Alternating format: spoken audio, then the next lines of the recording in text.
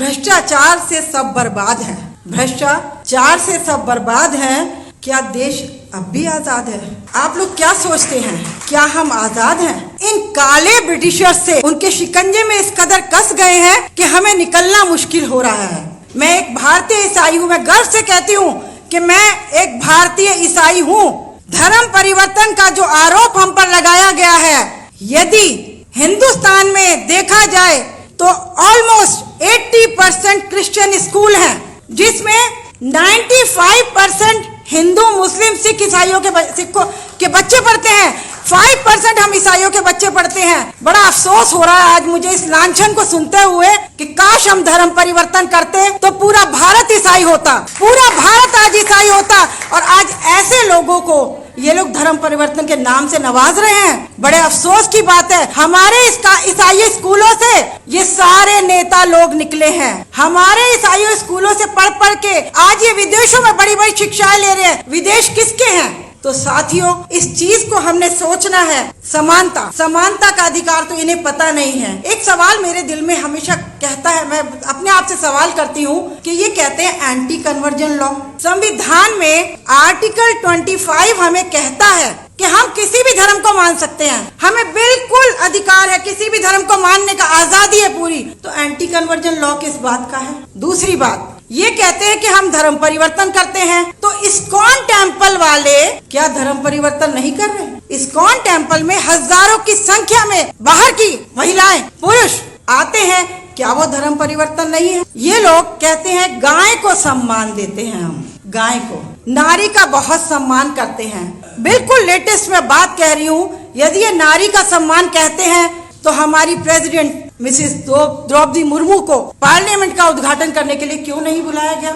बड़े अफसोस की बात है, क्योंकि इनके अंदर जातिवाद भरा हुआ है, इनके अंदर ऊंच और नीचता की बातें भरी हुई है। इसलिए हमारी उस बहन को मैं कंडेम करती हूँ इस बात को कि उन्हें क्यों नहीं बुलाया गया, जबकि ये अधिकार सिर्फ उनका था। बिल्किस बानो, आसिफा, आज इनकी जबानें नहीं खुल रही। क्यों नहीं खुल रही? क्योंकि नारी का सम्मान कहते तो हैं, पर कहीं भी नारी का सम्मान नहीं है।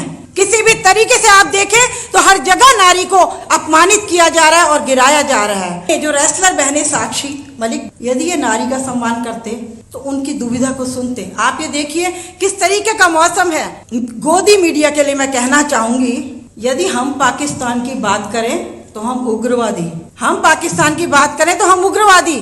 जब इमरान के किस्से चल रहे थे, उधर हमारा मणिपुर जल रहा था, एक भी मीडिया ने मणिपुर का कुछ नहीं दिखाया।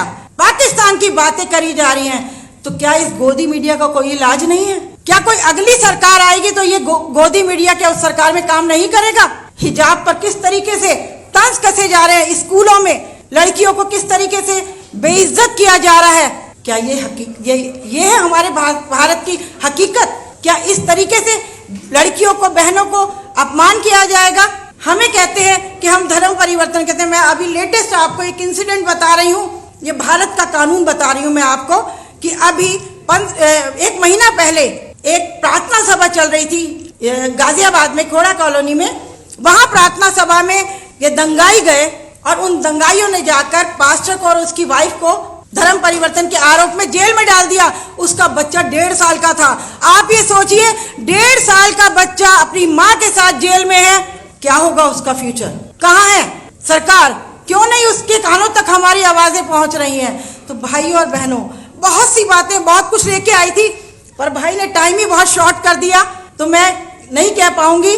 बस इतना जरूर कहूंगी, जो पहल आप लोगों ने की है, तो थोड़ा ये ध्यान रखिए, जिन पॉलिटिकल लीडर्स को आप बुलाते हैं, तो आज हमें एक ही चीज से बचना है, और वो चीज है कि एक पार्टी को छोड़ के जो बाकी पार्टियां हैं, उनमें जहां जहां जिसका स्वामित्व है, जहां जहां जिसका मतलब एक्टिव है सबसे ज्यादा, उन लोगों को हमें सपोर्ट करना है। किसी अदर पॉलिटिकल पार्टी को तंज नहीं कसने हैं, क्योंकि आज ये वक्त है, यदि आज हम नेक नहीं हुए और आज हमने इनको उखाड़ कर नहीं फेंका, तो आने वाला अगले साल आप जो कपड़ा भी पहनेंगे उस पर भी आपको टैक्स देना पड़ेगा। Thank you so much. God bless you all.